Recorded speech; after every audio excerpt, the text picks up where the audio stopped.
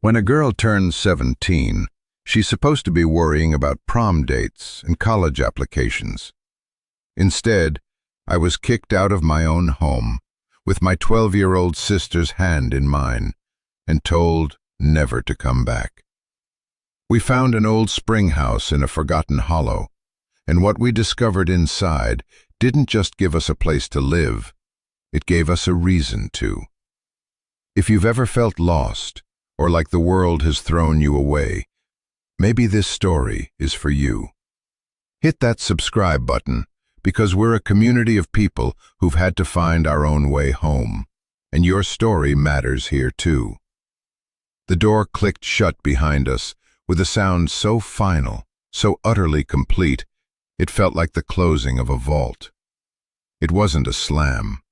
A slam would have been emotional, a burst of anger that might eventually burn itself out. This was different. This was the cold, mechanical sound of a lock tumbler falling into place, a sound that said, "This is a permanent arrangement.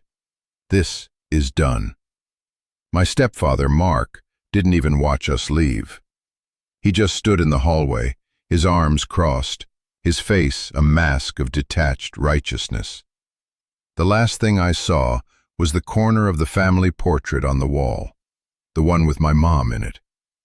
Her smile, once a beacon in that house, now seemed like a ghost from another life. It was November.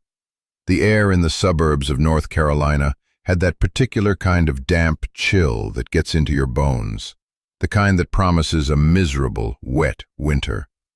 I was 17, 3 months shy of legal adulthood, a fact Mark had repeated to the social worker on the phone like a mantra. "She's practically an adult," he'd said, his voice smooth and reasonable. "She's been nothing but defiant since her mother passed. I can't handle her, and she's a bad influence on Maya." A bad influence. Me. The girl who did all the cooking, who made sure my little sister Maya did her homework, who hadn't been to a party in 2 years because I was terrified of leaving her alone with him. Maya's hand was a small, trembling bird in mine.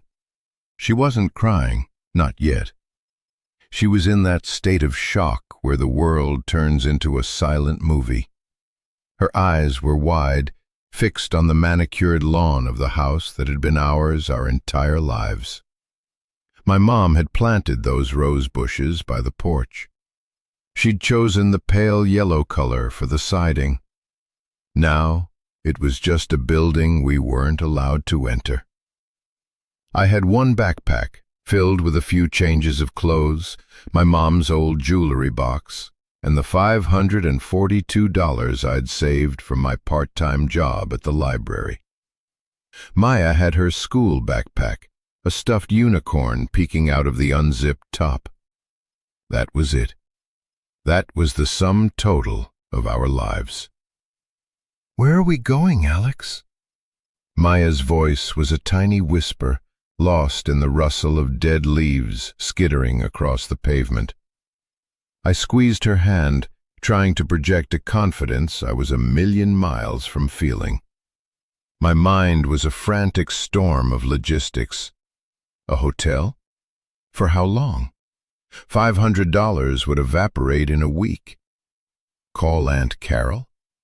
She'd always sided with Mark, believing his performance of the grieving, overwhelmed widower. Friends from school? I couldn't burden them with this. We were a problem too big for a sleepover. We were homeless. The word itself felt foreign, like something you read about, not something you are. "We're going on an adventure," I said, the lie tasting like ash in my mouth. But I had to say something. For her, I had to be the rock. My own fear was a luxury I couldn't afford. I could feel it clawing at the inside of my throat, a scream I had to swallow. We walked. We just walked, away from the cul-de-sac, away from the identical houses with their warm, glowing windows. Each window was a tiny portrait of a life we no longer had. a family eating dinner, a man watching TV, a kid playing with a dog. We were on the outside now, looking in. The sky was turning a bruised purple, and the streetlights flickered on, casting long, lonely shadows. We were two of those shadows, detached and drifting. We ended up at a bus stop. I didn't know where the buses went, but it felt like a place of transition, a place for people who were going somewhere else, anywhere else. As we sat on the cold plastic bench, Maya finally started to cry. It wasn't a loud sob, but a quiet, hopeless weeping that broke my heart into 1,000 pieces. She buried her face in my jacket, and I held her, my own tears blurring the headlights of the passing cars. I cried for her stolen childhood. I cried for my mom, for her terrible choice in a second husband. And I cried for myself, for the terrifying weight of being the only thing standing between my little sister and the abyss. Inside my backpack, my fingers brushed against the cool metal of my mom's jewelry box. It wasn't the jewelry that mattered. It was a small, tarnished brass key that she had given me on my 16th birthday, just a few months before the cancer took her. "This is for the hollow," she'd whispered, her voice weak. "If you ever need a place to be safe, just truly safe. It's a key to the past, Alex. It's a key to a beginning." I hadn't understood then. The hollow was a half-forgotten family story, a piece of land deep in the Blue Ridge Mountains where her grandparents had lived. We'd visited once when I was very young. I had a vague, dreamlike memory of a dark wooden cabin, the smell of wood smoke, and the sound of a creek. A place to be safe. The words echoed in my head, a fragile lifeline in the overwhelming dark. It wasn't a plan. It was a prayer. It was all we had. I pulled out my phone, the screen a glaring beacon in the gloom. I typed Blackwood Creek, Virginia into the map. It was a 6-hour bus ride away. It was the only direction we could go. The first night was a blur of fluorescent lights and the smell of disinfectant. I found a cheap motel a few miles from our old house, paying in cash so Mark couldn't track the credit card he'd inevitably cancel. The room was grim. The bedspread had a cigarette burn near the corner, and the television buzzed with static on every channel. Maya fell asleep the moment her head hit the lumpy pillow, her face still streaked with dried tears, her unicorn clutched to her chest. I stayed awake all night, sitting in the one rickety chair, watching the headlights of trucks slice across the thin curtains. My mind was a calculator, ticking down our chances. The $100 for the motel room felt like a fortune. The bus tickets would be another $80. We'd arrive in the middle of nowhere with less than $400 and a key to a place I barely remembered. It was insane. Every instinct screamed at me to be practical, to call Child Protective Services, to throw ourselves on the mercy of a system I knew nothing about. But I'd heard the tone in the social worker's voice when she spoke to Mark. Sympathetic, understanding. To her, he was the stable parent, the homeowner. We were the problem children. I had a terrifying vision of Maya and me being separated, pushed into different foster homes, our last remaining bond severed by paperwork and bureaucracy. The thought was more frightening than any wilderness. No, we would stay together. Whatever happened, we would face it together. That was the one promise I had made to my mom at her bedside, and it was the one I would die before I broke. Sometime before dawn, I took out the jewelry box. It was simple, made of dark cherry wood, with a faded velvet lining. Inside, nestled amongst a few silver chains and her modest wedding ring from my dad, was the key. It was heavy, ornate, the kind of key you see in old movies. The head was a simple clover leaf, and the shaft was pitted with age. I held it in my palm, the cold metal slowly warming to my skin. A key to the past, my mom had said. A key to a beginning. What did that mean? She had been so sick then, her thoughts sometimes wandering. Was it just a sentimental turn of phrase, or was it something more? I remembered that one trip to the Hollow. I must have been 6 or 7. My dad was still alive then. We'd driven for hours, the road getting narrower and narrower, until it was just a dirt track. My grandfather, a man I only knew through faded photographs and my mom's stories, had built the cabin himself. I remembered the porch swing, the dizzying height of the trees, the shocking cold of the creek water on my feet. And I remembered a small stone building set into the hillside, half hidden by ferns. My mom had called it the Springhouse. She'd taken me inside, and it was like stepping into another world. It was dark and cool, and the air smelled of damp earth and stone. A steady stream of water trickled from a pipe set into the rock wall, spilling into a shallow stone basin. "This water is the lifeblood of this place," she'd told me, dipping a tin cup into the basin and letting me drink. The water was so cold it made my teeth ache. It never stops running, not in the hottest summer, not in the coldest winter. It's always here. Always here. The phrase stuck with me. While everything else in my life had crumbled away, my dad, my mom, our home, that water was still running. The thought was a tiny anchor in the swirling chaos of my fear. Maybe my mom wasn't just being poetic. Maybe she was giving me a map. The bus station the next morning felt like a gateway to another country. It was filled with people who looked as lost and transient as we felt. People with everything they owned in a duffel bag, their faces etched with worry or weariness. We weren't special. We were just 2 more faces in the crowd of the displaced. I bought 2 one-way tickets to a town called Roanoke, the closest major stop to Blackwood Creek. I watched the numbers on the screen drain my small savings, each dollar a grain of sand slipping through my fingers. The bus ride was long and quiet. Maya pressed her face against the window, watching the neat suburban neighborhoods bleed into strip malls, then into sprawling farmland, and finally into the rolling foothills of the mountains. I kept my hand on my backpack, the weight of the key a constant reminder of the gamble we were taking. Was this an act of courage, or an act of utter folly? I didn't know.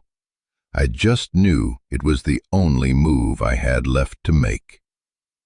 With every mile that passed, I felt the life we'd known receding, shrinking in the rearview mirror until it was nothing more than a painful memory. And with every mile forward, the hollow grew from a faint childhood impression into a tangible, terrifying destination. We arrived in Roanoke as the sun was setting, painting the sky in fiery strokes of orange and pink over the dark silhouettes of the mountains.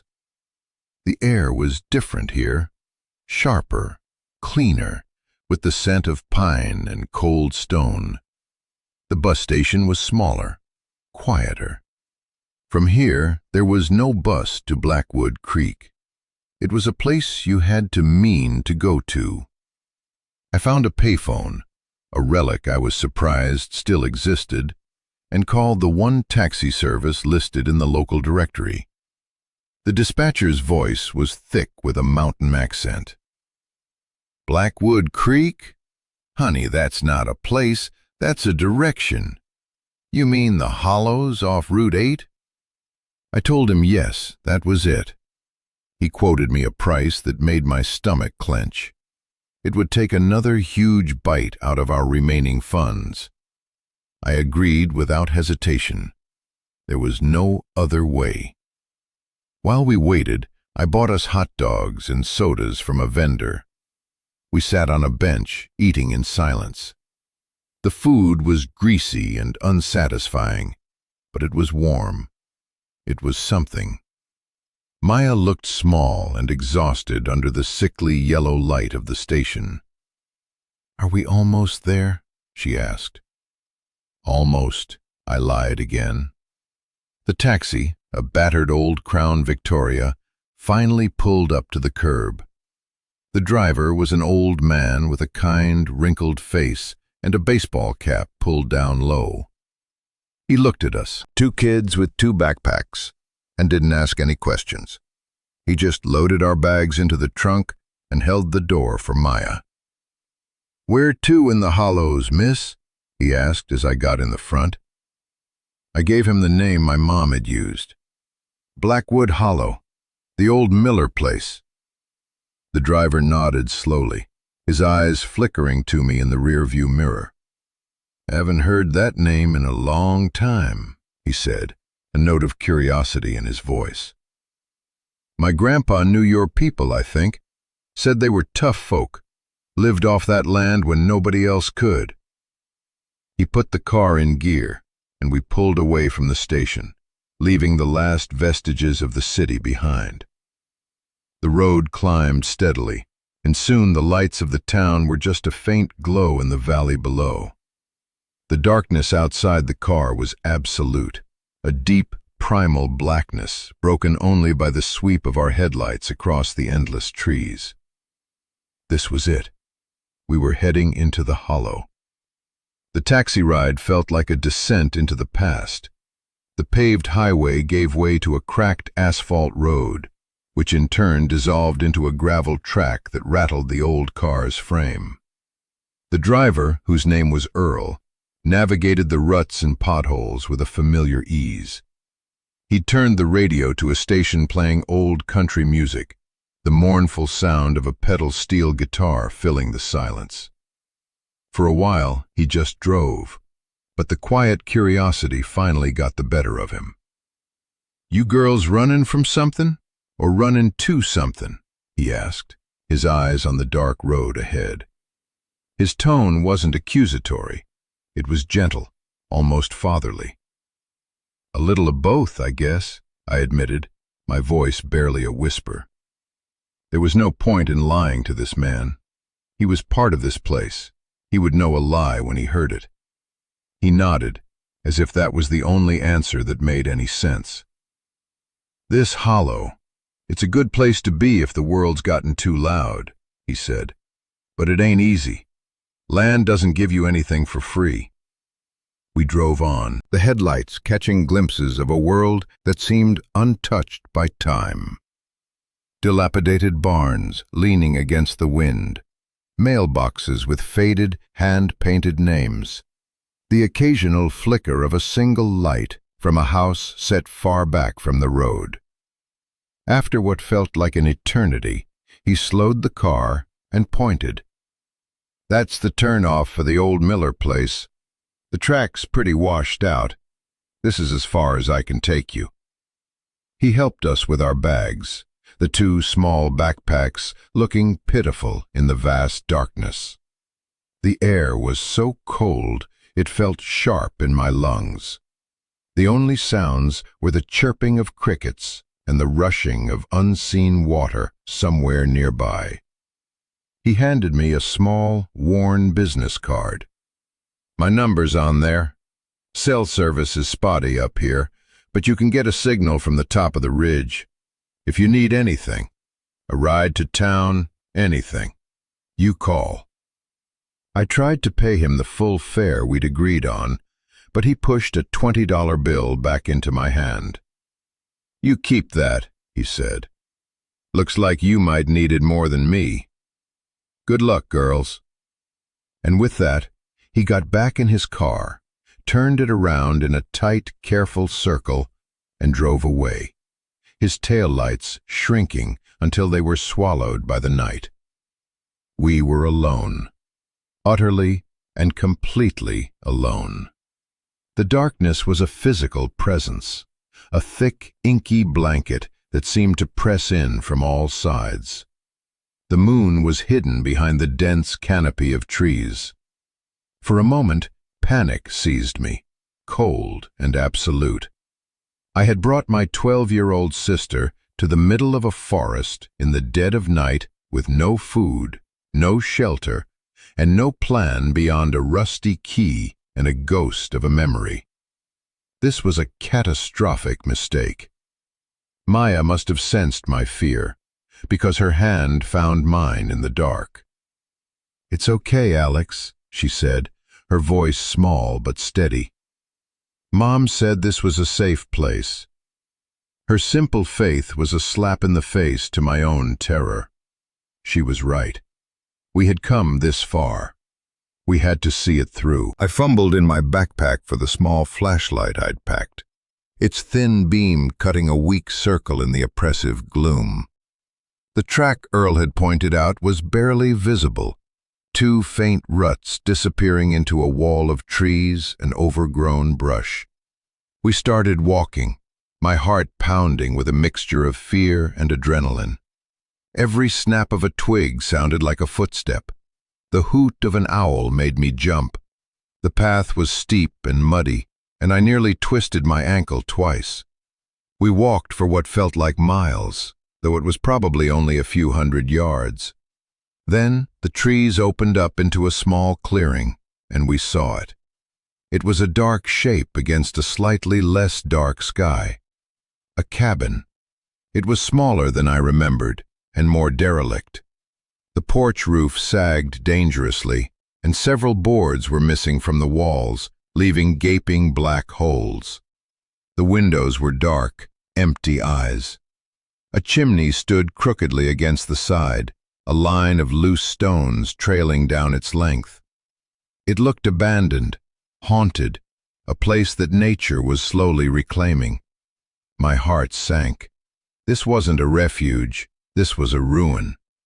"Is that it?" Maya whispered, her voice trembling. I couldn't answer. I just walked forward, the flashlight beam dancing over the decaying wood. The front door was hanging off one hinge, slightly ajar.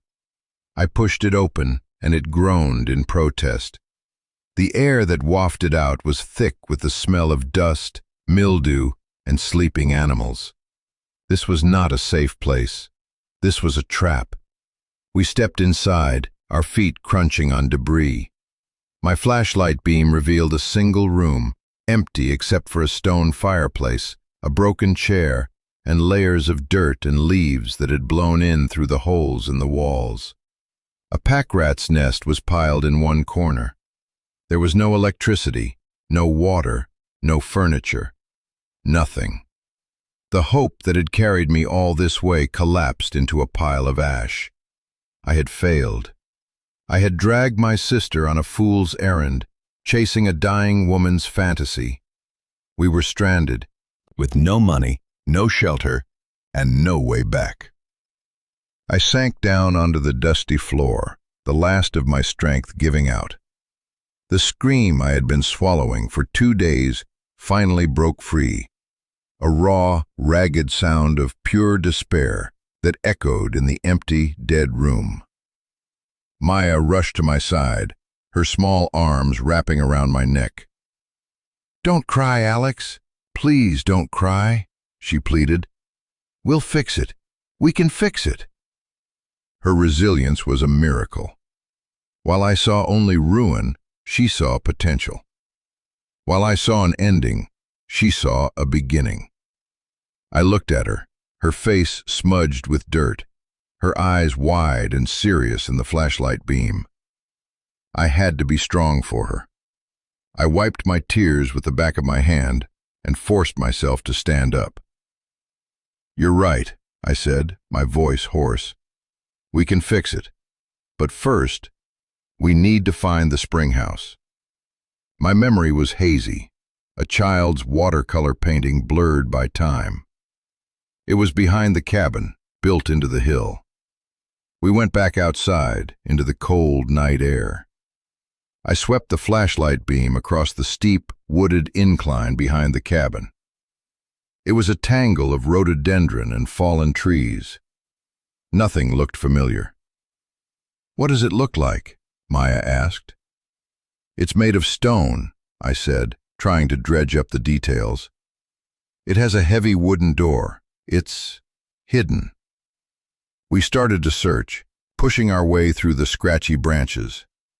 The ground was slick with damp leaves. After 10 minutes of fruitless searching, I was ready to give up again. Maybe it had collapsed. Maybe I had imagined it. Then Maya called out, "Alex, over here!" Her voice was excited. I scrambled over to where she was standing, pointing at the base of a huge oak tree. Tucked behind its massive roots, almost completely obscured by a curtain of overgrown ivy, was a low stone wall. It was so covered in moss and shadow that it looked like a natural rock formation. But as I got closer, I saw the clear, straight lines of cut stone. And set into the stone was a dark, weathered wooden door with a black iron handle and a large, rusty keyhole. My breath caught in my throat. It was real.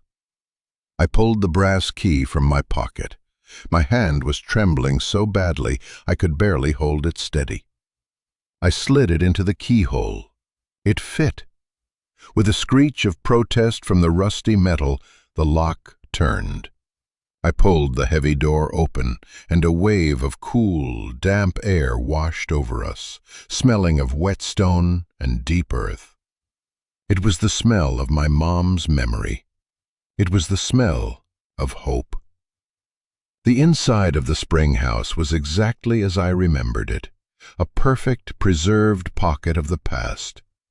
It was a small, circular room, no bigger than a walk-in closet, with walls of rough, expertly fitted fieldstone.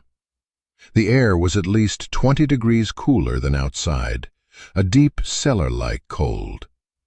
In the center of the stone floor, a trickle of crystal-clear water emerged from a crudely fashioned iron pipe embedded in the back wall, spilling silently into a shallow, moss-lined stone basin before disappearing into a drain.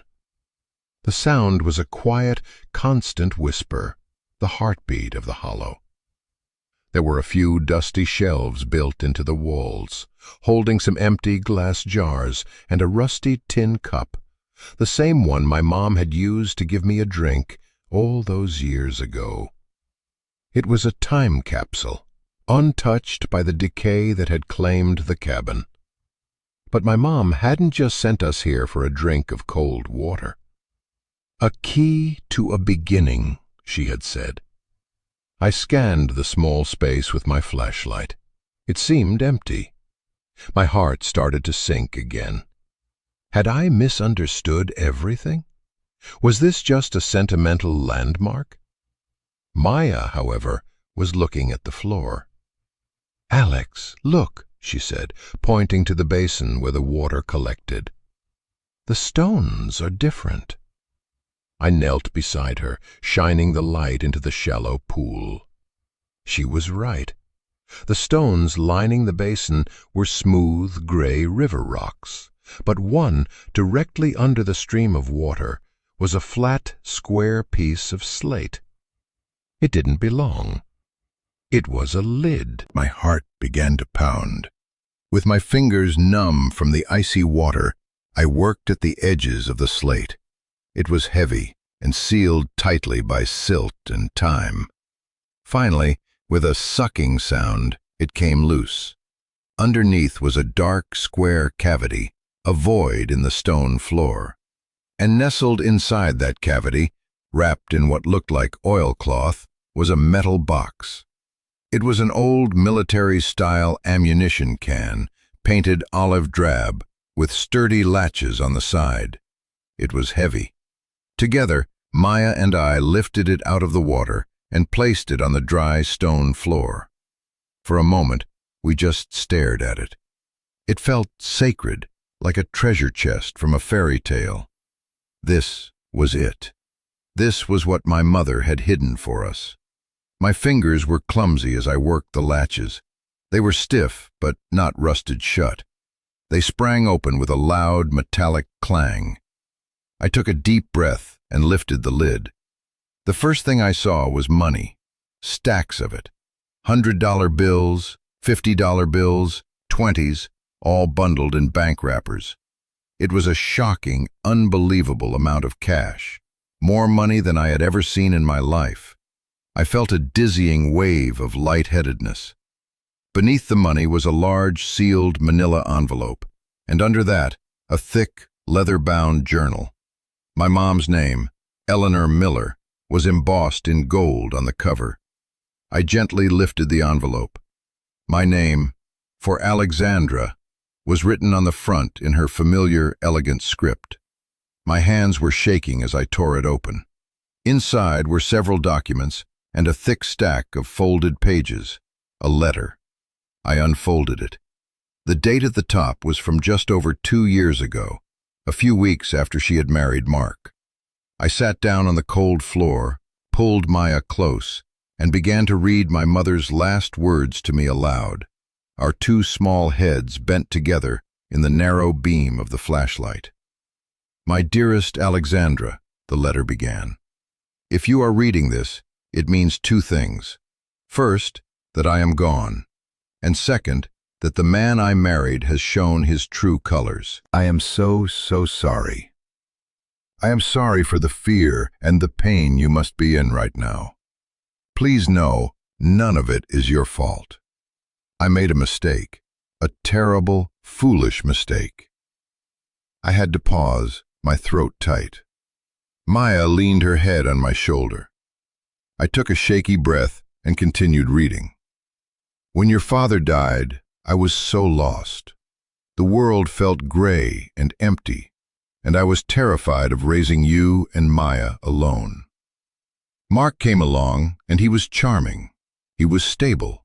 He said all the right things. I wanted to believe in a second chance. I wanted to give you a complete family again. I see now that I wasn't building a family. I was just patching a hole in my own heart with the wrong material. I started to see things, small things, not long after we were married. The way he looked at my things, this property, the inheritance from your grandparents, as assets. The way his kindness seemed to have a price tag. The coldness in his eyes when he thought I wasn't looking. By the time I got sick, I knew. I knew he was not a good man. I knew he did not love you and Maya. He loved the idea of a family and the security my money provided. And I knew, with a certainty that chilled me to the bone, that when I was gone, he would not take care of you. He would see you as a burden, an obstacle. Tears were streaming down my face now, dripping onto the page. This was the validation I had craved for 2 years. The confirmation that the unease I'd felt, the dislike I couldn't explain, had been real. I hadn't been a defiant, difficult teenager. I had been right. I couldn't divorce him, the letter went on. The illness came on too fast. I didn't have the strength for the fight, and I was afraid of what he might do in a bitter legal battle. So I made a different plan, a secret plan, an escape plan for my girls. This land, this hollow, has been in our family for 100 years. It was my one non-negotiable asset in the prenup. It is yours. The deed is in this envelope, legally transferred to you, to be held in trust until your 18th birthday. It is ironclad. He cannot touch it. He cannot sell it. It belongs to you and Maya. The money in this box is everything I could secretly pull from my accounts without him noticing. It's a little over $80,000. It's not a fortune, but it's a start. It's enough to pay the back taxes, which I'm sure he has neglected to pay, and to fix the cabin. It's enough to buy you time. There are other documents in here too. The original survey of the land, my grandparents' journals, and letters from a development company. This is important, Alex. Listen carefully. They want this land. They want the water. I stopped reading and looked at Maya. The water, the ever-running spring. This spring is unique, my mom's letter continued. The geologists my grandfather hired in the 50s called it artesian. It's incredibly pure. The developers know this. They've been trying to buy this hollow for years to set up a bottling plant.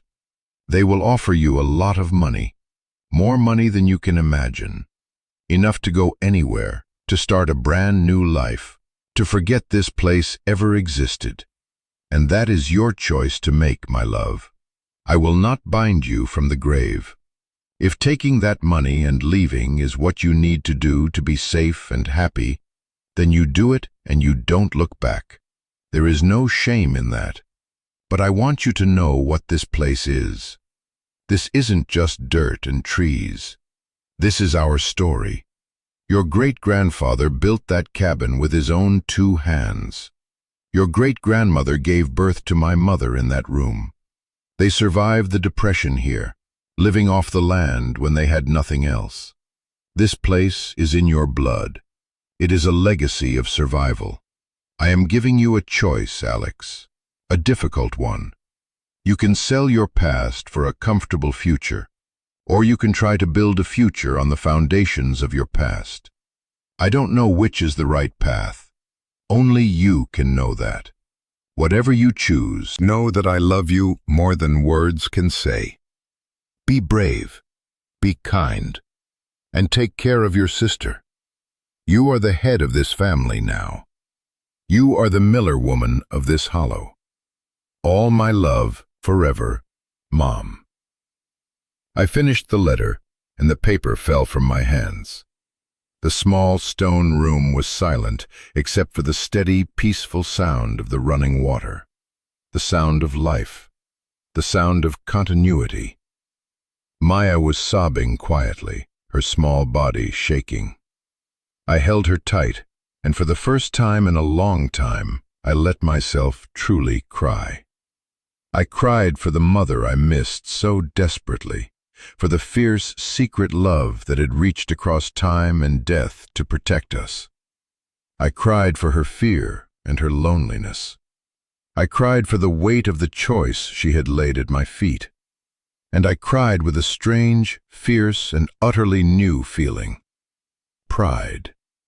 I was not a victim. I was not a runaway. I was the Miller woman of this hollow. And this, all of this, was mine. The immediate aftermath of reading the letter was a strange mix of profound grief and intoxicating power. We sat there in the cold, damp Springhouse for what felt like hours, the flashlight beam growing weaker and weaker. The $80,000 sat in its metal box like a sleeping dragon. It was an impossible, life-altering sum. It was safety. It was a weapon. It was a choice. Maya, her tears finally spent, had fallen asleep with her head in my lap. I gently stroked her hair, my mind racing. My mom's letter had reframed our entire reality. We weren't squatters in a ruin. We were landowners returning to our ancestral home. We weren't destitute. We were funded. We weren't running away.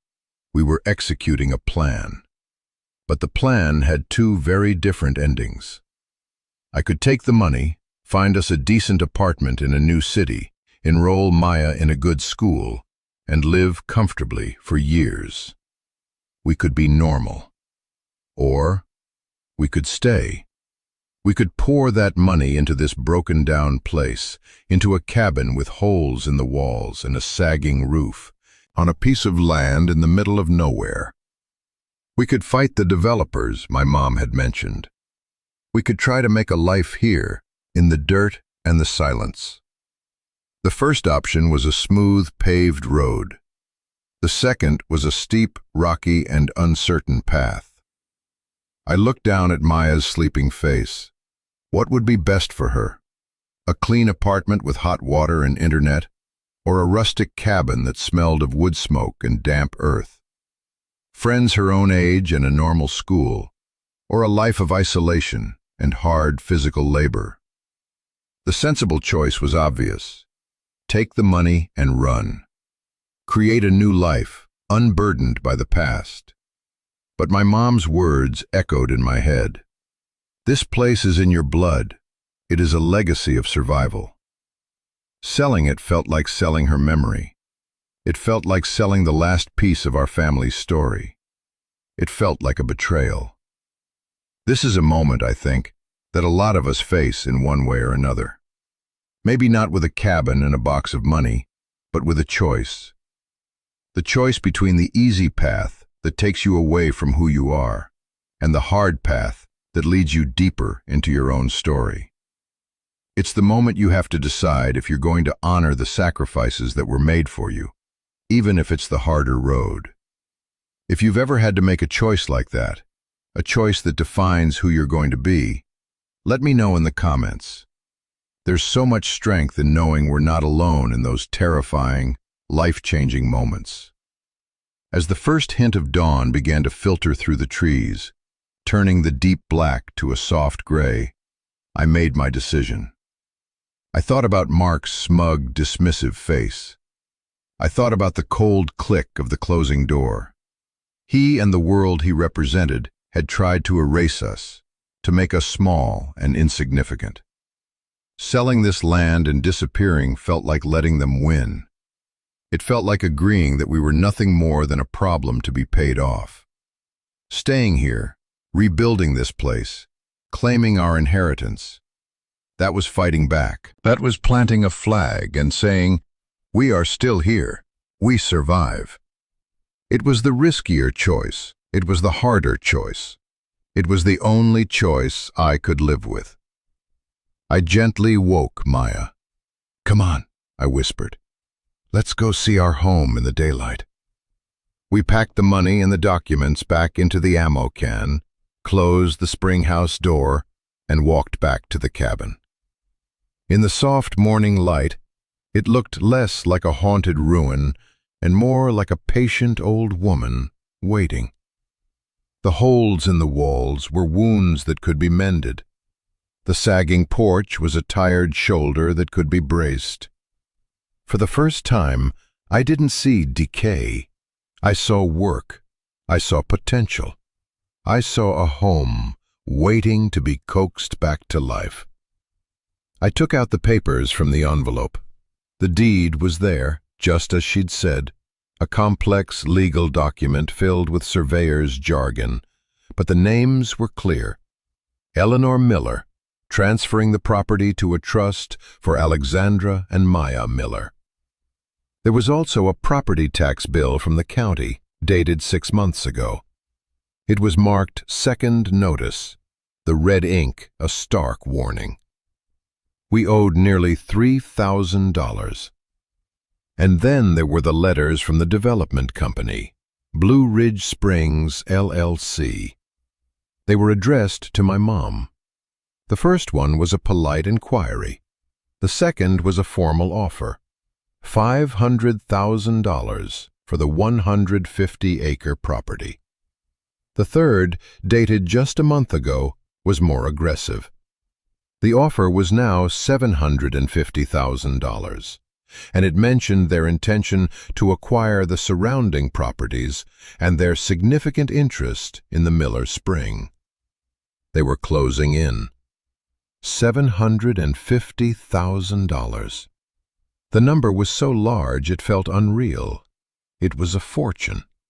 It was a ticket to a whole new world. For a dizzying moment, I hesitated. I could take that money and give Maya the easiest life imaginable. No work, no struggle, just comfort and security.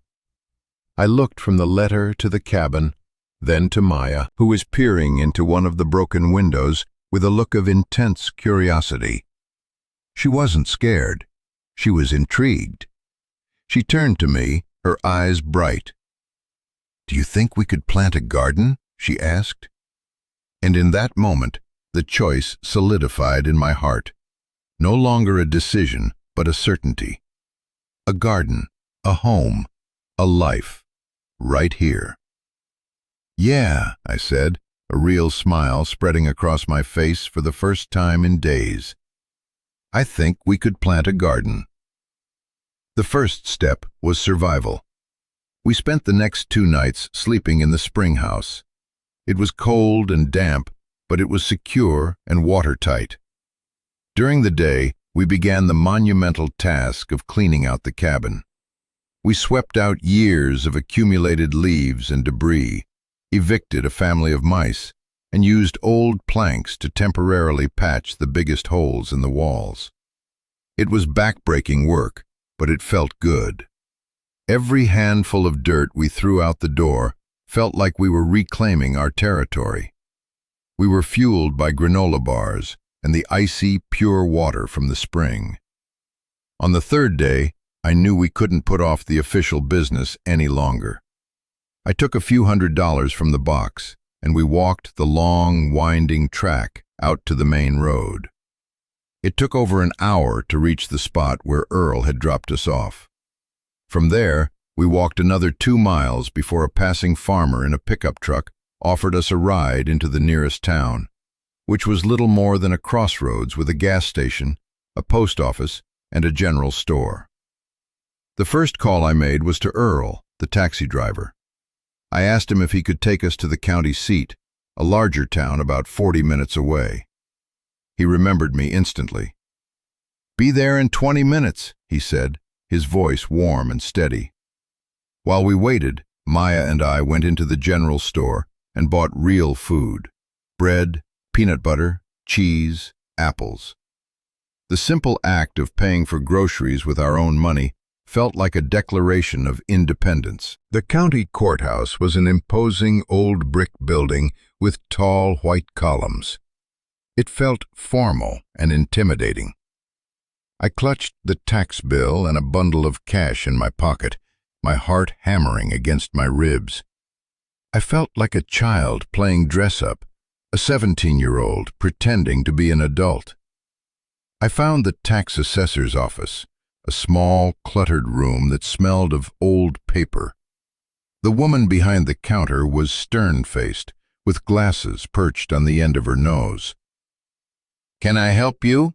she asked, her tone suggesting she doubted it. "I'm here to pay the property tax for the Miller property in Blackwood Hollow," I said, trying to keep my voice from shaking. She raised an eyebrow. "Miller? That account is seriously delinquent. It's scheduled for the auction list next month." My blood ran cold. We had almost lost it. We had gotten here just in time. "I have the payment," I said, sliding the crumpled bill and the cash across the counter. She counted the money slowly, her expression unreadable. She stamped the bill "Paid in full" with a heavy, satisfying thud. As she handed me the receipt, her stern facade cracked just a little. "You're Eleanor's girl, aren't you?" she asked, her voice softer now. "You have her eyes." I nodded, unable to speak. "Your mother was a good woman," she said. "It's good to see family taking care of that place again." That small acknowledgement, that simple thread of connection to my mom, felt like a blessing. Our next stop was the county clerk's office to officially record the deed. The clerk, a man named George, was the opposite of the tax assessor. He was friendly, with a booming laugh, and he looked over my mom's paperwork with a practiced eye. "Well, look at that," he said, tapping the deed. "Your mama was a smart lady. Set up this trust tighter than a drum. No one can touch this land but you. Not a developer, not a new husband, nobody." He then gave me a piece of unsolicited advice that would prove invaluable. "Now, those Blue Ridge Springs folks," he said, lowering his voice, "they don't like to take no for an answer. They've been buying up land all over this county. You're going to need a lawyer. Not one of the slick ones from Roanoke. You need a local boy. Go see Thomas Griffin. His office is just down the street. Tell him George sent you. He's a bulldog." Thomas Griffin's office was in a small, converted house with a sign that just said, "T. Griffin, Attorney at Law." The man himself was in his late 50s, with a tweed jacket and a calm, thoughtful demeanor. He listened patiently as I told him our story, spreading my mom's letters and the developer's offers on his wide oak desk. He read everything carefully, his expression giving nothing away. When I was finished, he leaned back in his chair and looked at me for a long moment. "Your mother was a remarkable woman," he said finally, "and you have a difficult choice ahead of you." "I've already made it," I said, my voice stronger than I expected. "We're staying." A slow smile spread across his face. "Good," he said. "I was hoping you'd say that. Selling would be easier. Staying is better." He explained the legal situation in simple terms. The development company would likely try to pressure us, to challenge the deed, to make our lives difficult in the hopes that we would give up and sell. Our best defense was to be unimpeachable, to live on the land, to improve it, to become part of the community, to establish beyond any doubt that this was our home. "The first thing we do," he said, steepling his fingers, "is we write them a letter, a very polite, very firm letter, telling them that the Miller property is not for sale. Not now, not ever. That's the first shot across the bow." He agreed to represent us, taking only a small retainer from the cash I offered, with the rest to be paid when you get on your feet. As we left his office, I felt a profound sense of relief. We weren't alone in this fight. We had an ally, a bulldog. The journey back to the Hollow that evening was different. The darkness didn't feel menacing anymore. It felt like a blanket. It felt like home. When Earl dropped us at the turnoff, I paid him the full fare, plus a generous tip. "Thank you, Earl," I said, "for everything." He just tipped his cap. "Welcome home, girls," he said. We walked up the track, our backpacks now heavy with groceries and supplies. When we got to the cabin, it was waiting for us, a dark but solid silhouette in the moonlight. We didn't sleep in the Springhouse that night. We laid our sleeping bags on the floor of the main room, right in the center. It was cold, and the wind whistled through the gaps in the walls. But it was our room. It was our house. And for the first time since that door clicked shut behind us, I fell into a deep, dreamless sleep, secure in the knowledge that we were exactly where we were supposed to be. The weeks that followed were a blur of hard, satisfying labor. Our days fell into a simple, powerful rhythm. Wake at dawn, drink the cold, clean water from the spring, and work. We became experts in demolition and construction, guided by a stack of do-it-yourself books I'd bought in town. We tore out the rotten floorboards, replacing them with new pine from the local sawmill. We learned how to mix mortar and painstakingly re-chinked the gaps between the cabin's old logs. We bought second-hand windows and framed them into the walls, letting sunlight pour into the dusty space for the first time in years. Every nail I hammered, every board I sawed, felt like an act of defiance. It was a declaration of permanence. Our $80,000 began to shrink, but I spent it carefully, thoughtfully. A used pickup truck, a generator for power, tools, building materials. I kept meticulous records in a notebook, just as my mom had taught me. This wasn't just money, it was her final gift, and I treated it with the reverence it deserved. We weren't just fixing a building, we were healing a part of our family's history. Maya, who I had worried would hate this rustic life, blossomed. She was fearless. She helped me carry lumber, learned to identify the trees, and spent hours exploring the creek that ran through the bottom of the hollow. She claimed a small, sunny patch of ground behind the cabin as her own, and with a packet of seeds from the general store, started her garden. She planted lettuce, tomatoes, and a row of defiant sunflowers. Watching her tend to her small plot of earth, her face smudged with dirt and lit with purpose, I knew I had made the right choice. We had little contact with the outside world, but the community began to make itself known in small, quiet ways. One afternoon, an old pickup truck rumbled up our track. It was the farmer who had given us a ride on our first day in town. His name was Silas, and he lived on the next ridge over. He didn't say much. He just unloaded a box from the back of his truck filled with fresh eggs, a slab of bacon, and a jar of homemade apple butter. "Heard you were fixing the place up," he grumbled, not making eye contact. "Figured you could use it." Before I could properly thank him, he was back in his truck and gone.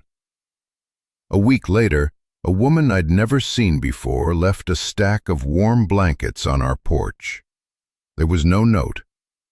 This was the language of the hollow. Quiet, practical acts of support. They were watching over us, the two city girls who had come home. Thomas Griffin, our lawyer, was true to his word. He sent a letter to Blue Ridge Springs, LLC, formally declining their offer and stating that the property was not for sale. A week later, we received a response. It was not from a lawyer. It was a personal letter from the CEO, a man named Martin Webb. It was slick and condescending. He expressed his deepest condolences for our mother's passing, and then went on to paint a picture of our future. He wrote about the burden of maintaining such a large, remote property. He talked about the life-changing opportunity his offer represented. He offered to fly us to New York, to put us up in a nice hotel, to discuss our future. The offer was now $1 million, cash. He ended the letter with a sentence that was meant to be helpful, but felt like a threat. "I hope you'll make the sensible choice before this situation becomes more complicated." I read the letter standing on our newly repaired porch, the $1 million offer feeling like an insult. He saw us as a problem that could be solved with money. He thought he could buy our grief, buy our history, buy our home. I walked back to the cabin, where Maya was drawing a picture of her future garden, the sunflowers as tall as the roof. I threw the letter into the newly installed wood stove. We watched the paper curl, blacken, and turn to ash. "What was that?" Maya asked. "Junk mail," I said. What Martin Webb didn't understand was that every day we spent here, every nail we hammered, we were becoming richer in ways his money couldn't touch. We were building more than a cabin. We were building a home. We were building a life. The title of this story says the Springhouse saved us. It did. It gave us the means to survive. But the truth is, what really saved us was the work. It was the act of choosing the hard path, of reclaiming our legacy with our own two hands. That's a kind of wealth a developer can't comprehend and can never, ever buy. Winter settled into the hollow like a quiet guest. The first snow fell in late December, a thick, silent blanket that transformed the landscape into a world of white and gray. The generator gave us modest electricity for a few hours each evening, and the wood stove, which I had learned to bank properly, kept the small cabin surprisingly warm. We had insulated the walls and the roof, and the new windows held back the biting wind. We were safe, we were warm, we were home. Our life was simple, almost monastic. We read books from the town library. We cooked on the wood stove. I helped Maya with her homeschooling lessons. We talked for hours. Without the distractions of television or the internet, we rediscovered each other. I learned about her dreams, her fears. She learned about my worries, my hopes. Our bond, already strong, was forged into something unbreakable by the shared work and the shared silence. The letter from Martin Webb was not the end of it. A few weeks later, a man in a suit showed up in a shiny black SUV, the vehicle looking absurdly out of place on our muddy track. He was a land agent for Blue Ridge Springs. He was polite, but with a predatory smoothness that set my teeth on edge. He had a new offer, printed on glossy paper, with architectural renderings of what the hollow would become. A gated community of luxury cabins, a spa, and a bottling plant with the label Blackwood Springs on the bottles. They were selling our water, our history, back to us. The new offer was $1.5 million. "It's our final offer, Miss Miller," he said, his smile never reaching his eyes. "It's more than generous. It would be a shame to see it get tied up in legal disputes over zoning variances and water rights. That can get very expensive." It was a veiled threat, delivered with a smile. I didn't invite him in. I stood on the porch, my arms crossed, and listened to his entire pitch. When he was done, I looked him in the eye. "This is our home," I said, my voice quiet but firm. "It is not for sale. Please don't come back." I turned and went inside, closing the door behind me. I didn't slam it. I closed it with the same final mechanical click that Mark had used on us. The sound of a permanent arrangement. That winter, I started thinking about what my mom had said. They want the water. Everyone in the hollow knew the Miller Spring was special. Silas, our neighbor, told me stories of how people used to come from miles around to collect the water for its taste and its supposed healing properties. The developers saw it as a commodity. My mother saw it as a legacy. I started to see it as an opportunity, not to get rich, but to anchor ourselves to this land in a way that no developer could ever break. I spent evenings reading my great-grandfather's journals, which I had found in the ammo can. He was a self-taught naturalist. He had documented the flow of the spring, its temperature, its mineral content, tested with a rudimentary kit he'd ordered from a catalog. He wrote about how the water was the lifeblood of the place, how it allowed them to grow things in the hollow that shouldn't have been able to grow there. An idea began to form in my mind, an idea inspired by my great-grandfather's words and Maya's small, defiant garden. The next time we went to town, I didn't just buy groceries. I bought books on horticulture, on small-scale farming, on hydroponics. I learned that the constant, cool temperature of the spring water made it ideal for growing certain high-value crops year-round, things that normally wouldn't survive the harsh mountain winters.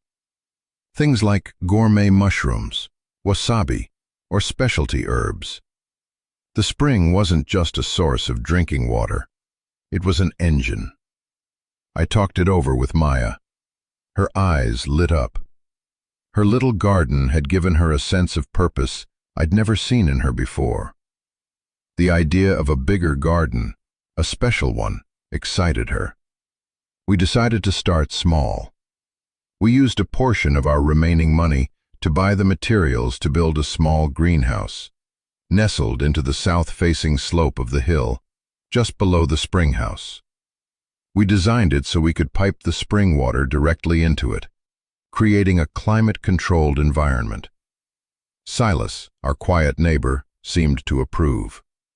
He showed up one day with his ancient tractor and helped us clear and level the ground for the foundation, refusing any payment. "Your granddaddy tried to grow ginseng here," he told me. "Never had much luck. Maybe you'll do better." Building the greenhouse took us through the rest of the winter and into the spring. It was our project, our shared dream. As the last of the snow melted and the first green shoots of spring appeared on the trees, we finished it.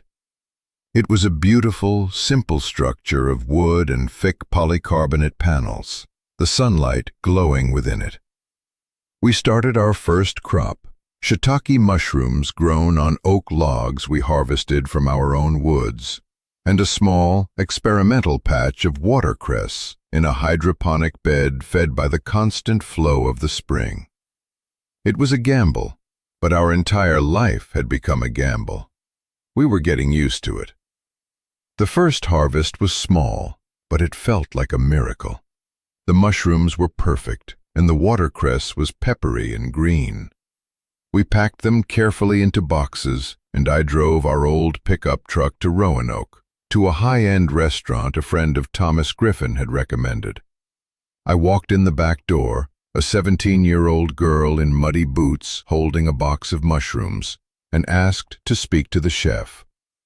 I was terrified, but I thought of my mom's courage, of my great-grandmother's resilience. I was the Miller woman of this hollow. I belonged here. The chef, a stern-looking French woman, looked skeptically at my offering. She picked up a mushroom, examined it, and then ate a piece raw. Her expression changed. "Where did you get these?" she asked. "I grew them," I said, "in Blackwood Hollow." She bought the whole box, and she asked me to bring her twice as much next week. Driving home that day, with $100 of our own earned money in my pocket, I felt a sense of triumph that no million-dollar offer could ever match. We hadn't just survived. We were building something. That small victory was the beginning. What the Springhouse became was not just a source of water. It became the heart of our new life. It became Blackwood Hollow Growers. Over the next few years, we expanded. We built another greenhouse. We started growing wasabi, a notoriously difficult plant that loved the cold, pure water from our spring. We sold our produce to restaurants all over the state. We weren't getting rich, but we were making a living. A good living. We were a business. We were employers, eventually hiring a few folks from the hollow to help us during the harvest. We had taken our legacy and made it sustainable. Blue Ridge Springs, LLC eventually gave up.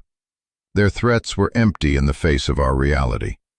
We weren't just two girls squatting on their land. We were a functioning, respected local business. We had put down roots so deep they could never pull us out. Looking back now, 10 years later, it's hard to believe how far we've come. I'm 27 years old. Maya is in college, studying agricultural science. She's coming home for the summer to help me manage the business she helped build. The cabin is no longer a rustic shell. It's a warm, comfortable home, expanded over the years, but with the original log walls still at its heart. The sunflowers she planted that first year reseed themselves every spring, a constant, cheerful reminder of where we started. We are part of this hollow now, as much as the trees and the stones. Silas still brings us eggs, and we give him the pick of our vegetables. Thomas Griffin comes for dinner sometimes. We are not alone. The Springhouse still stands, cool and quiet, the water still running, constant and true. I go there sometimes, just to sit in the silence and feel the connection to the past, to the generations of tough, resilient people who came before me. I think about my mother, her secret plan, her desperate gamble. It worked. She didn't just give us a key to a building, she gave us a key to ourselves. She gave us a choice, and in making the harder choice, we found our salvation. Home isn't just a place you are given. Sometimes it's a place you have to fight for. Sometimes it's a place you have to build, nail by nail, seed by seed. The legacy she left us wasn't land or money. It was the chance to discover our own strength. This story, our story, is about second chances. It's about finding home in the most broken, forgotten places. It's about the incredible sacrifices that are sometimes hidden in the past, waiting for us to uncover them. And it's about the power of choosing to build something instead of taking the easy way out. My hope in sharing this is that it reminds you of the strength that lies within you. The world can be a cold, hard place. It can make you feel lost and disposable. But you are not. You have a story. You have a legacy, even if you don't know what it is yet. And you have the power to build your own home, whatever that looks like for you. Thank you for listening, for being part of this journey with me.